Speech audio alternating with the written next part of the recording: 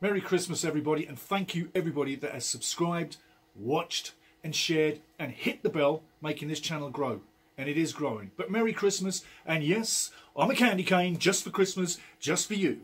Now, another thing, I could be wearing a Brentford shirt, I could be wearing Sunderland, I could even be wearing a Stoke City shirt. Big Stoke City fans, up to you, Stoke. Ethan, Devon, R. Stokey, Nick King, Mr. Crossley, Naughty 40 in Stoke. Big up to you guys. Lots of love. I'm grateful for all your support on the side as well too. And another thing before we move on. David's got a beautiful Santa Claus hat on behind me. David's going to get replaced. That's coming on a show I'll tell you about at the end of the show. I'll also tell you about when I was talking with David Beckham. That's at the end of the show. Now, moving forward, got a compiled show coming at you. My thoughts for Canada, what's coming through, the hopes for Team Canada, and a lot of other things too. So, stick around. Here we go.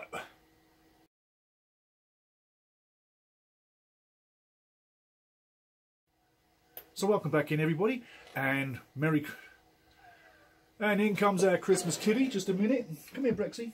Here, Brexy. Come here, buddy. Hello. Let's show... Come here, buddy. We'll show you to the world. Yeah. Yeah.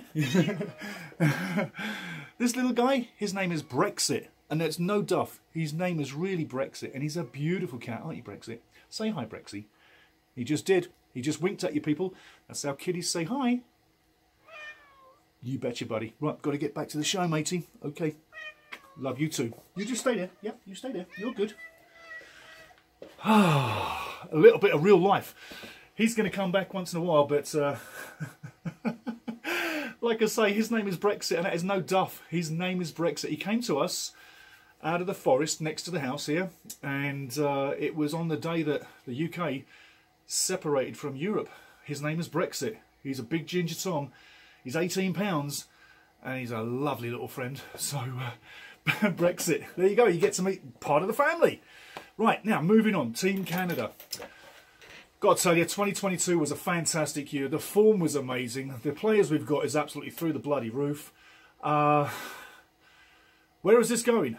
Well, for me, if you look at building blocks about what teams are doing, you've got to say that the Canadian national team is literally higher than it's ever been. And I think for that to fail now, I don't think Johnny Hurden's going to let it. Not for a second. And if you look at the players we've got in the big leagues that are doing high and well in the big leagues with big teams, we've never been there before. We've had a few, like go back in the years. Paul Stolteri, Werder Bremen, Tottenham Hotspur, many moons ago was one of our big Canada players. I'm talking like in the early O's towards the 2010 figure. We had a couple of big players after that. I mean, Paul Stolteri, he remains probably one of the biggest. But now, bless him, Paul's one of the guys from back in the day, just like Thomas Radzinski. You know, I could go on about a lot of other guys, but keeping it short. There's too many guys on this Canadian national team to name that are doing well to make the point that we are doing very well in the world of soccer. I mean, listen, look at that. There's 37 games, 16 hours, 36 minutes, and 7 seconds to the next qualifying game. Honduras, January 27th. There's a show coming about that. Get ready. And it's coming through the Christmas period. Get ready for a few shows. They're in the can. When you look at the Canadian players abroad, we are stacked. Absolutely stacked.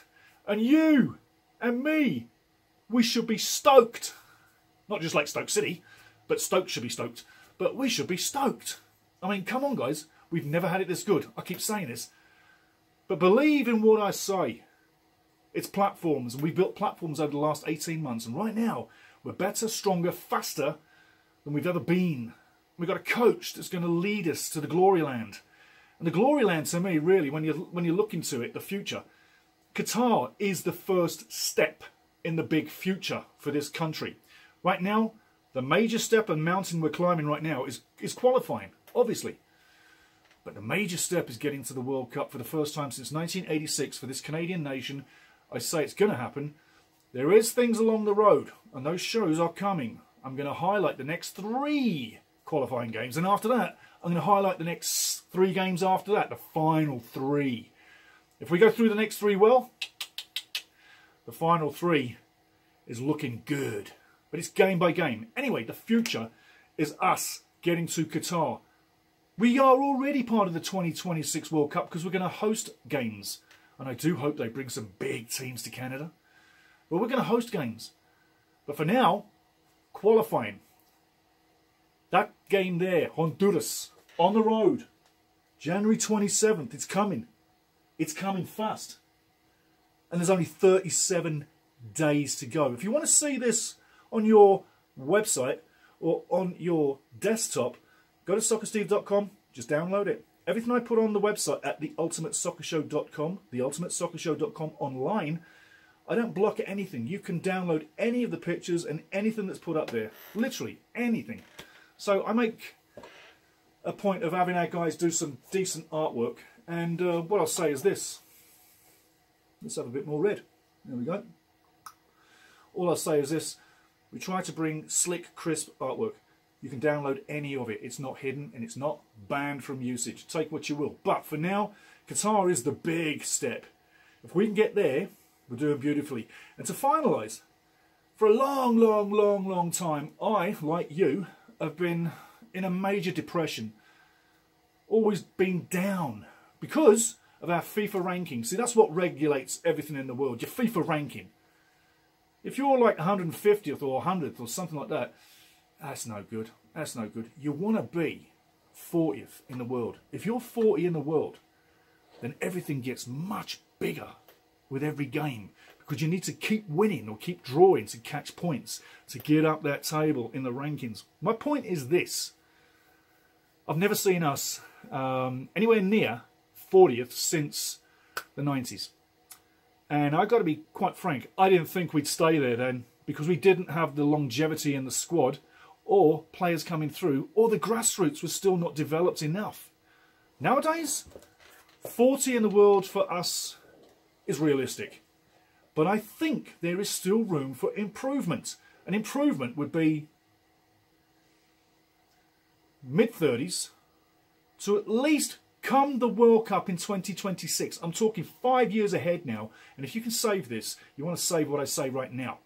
Because I'm predicting what's happening in 5 years. But in 5 years' time, I'm quite sure this Canadian national team will keep its standard and will remain at least 40 in the world. But by the 2026 World Cup, long after Qatar, but by the 2026 World Cup, register this. If this team keeps its standard, you'll see this team get close to the top 20 by that time. I know why.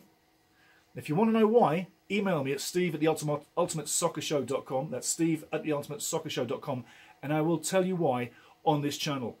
But I won't just give that away. That is really top draw stuff. Anyway, so top 20 FIFA rankings 2026, steve@theultimatesoccershow.com. Email me, I'll let you know, and you'll be glad you did. What do I think of that? What do I think of that? I think it's realistic. 20 by that World Cup is realistic. But right now, for this World Cup coming through, like I said, 35 to 30. By the time Qatar gets around, we might well feature close to that. Because right now, we're 40. And we're looking really, really good. Now, next up, Hamilton. January 30th versus the USA. I've got a couple of things to say about that. First one is, there's discussion about the field. I will tell you about the field in the next video coming. That's a promise. It's on the script. But what I'm saying about Hamilton is something else. I'm talking about ticket sales this time around. You heard Dave Gantar, FIFA referee, when I interviewed Dave Gantar, FIFA referee, about a month ago. And that interview is at the YouTube channel down below. So if you want to hear a FIFA referee interview and it's top quality, he tells you everything, it's beautiful. Go down and find the link, Dave Gantar, FIFA referee. And if you're a referee, you should pass this around to other referees because it's getting hit pretty good and people like it. It's getting hit on other platforms too. So, keeping it simple, Dave Gantar, FIFA referee, check it down below. It's something that you would enjoy. Now, getting back to Hamilton. The ticket sales. And this is where I say Dave Gantar. We had a conversation about ticket sales. And it was a case of, you know, 15, 16 years ago, Commonwealth Stadium was getting like 6,000, So maybe 11,000 for a national soccer game. That's what it was. That's all it got. And the CSA didn't promote it. Nobody did. In Edmonton, on radio TV, I was the only one promoting soccer games. End of. No one was helping it. And it used to piss me right off. Because I thought, how could you be so ignorant that something is building here and you can't see it? Anywho, the games never sold out, is what I'm saying. Now, thanks to the team, and only the team and the coach, you guys say, well, that's where the credit deserves to be. Yes, I know the organisation pays the tickets, yada, yada, yada, but if they want them players to play, they got to pay. And this is where I come to a conclusion. Recently, the ticket sales for the game in Hamilton, January 30th versus the USA. First things first, Ticketmaster. I looked at a couple of tickets to buy. One was for $235, $570, yeah, for 2 tickets. And then I've got to pay another $70 on top for an administration charge. Now hold that thought. I also looked at getting tickets into a box, and that was $1,000 a pop. Plus another $120 on the surcharge, the admission, you know, the ticket admission, or sorry, the administration cost that they charge you for the printing of the tickets, etc., etc. Well, I say, what a load of horseshit, and I'll tell you why.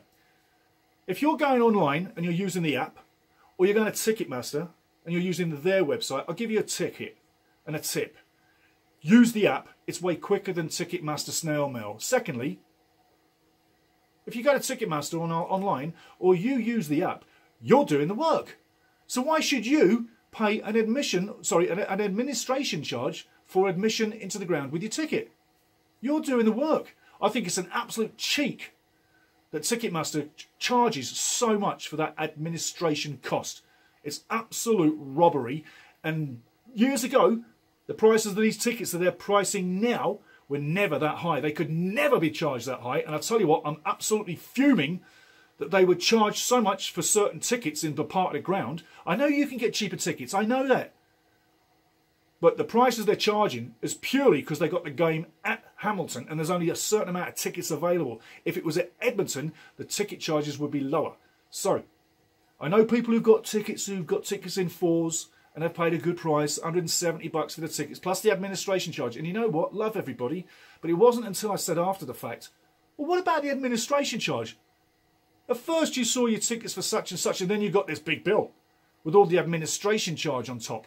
It doesn't sit well with soccer fans, Ticketmaster, and I'll tell you what, Soccer Canada, you need a soccer department for your ticket sales, and you plan it weeks ahead, months ahead, and you sell your tickets months ahead, and you take all the cash, Soccer Canada, and then you can supply cash down to the Canadian Premier League clubs. How does that sound, everybody?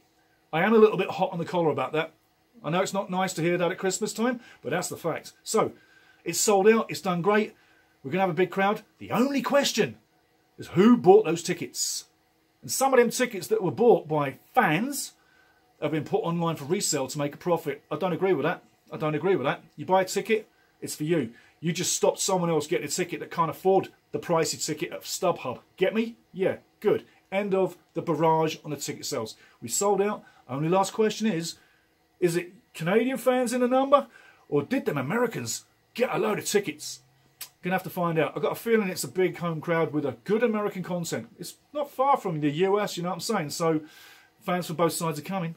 But hey, for now, January 30th, I'll give you something to think about.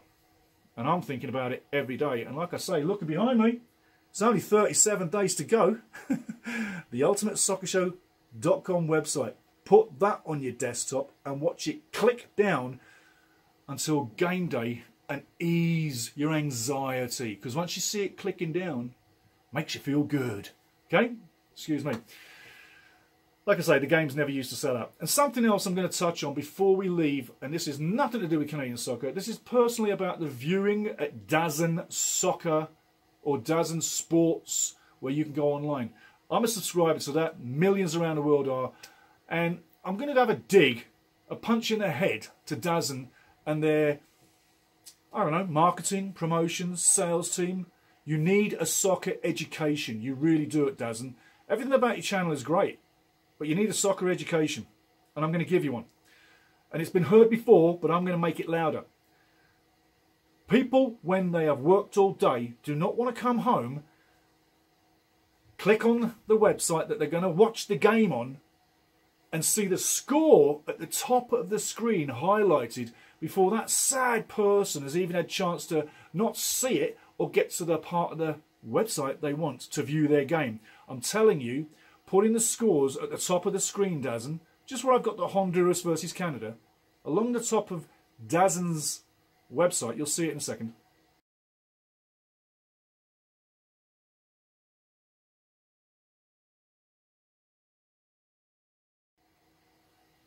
Okay, so people come home, they switch on the Dazen website and they expect just to click in, find their game and have some fun.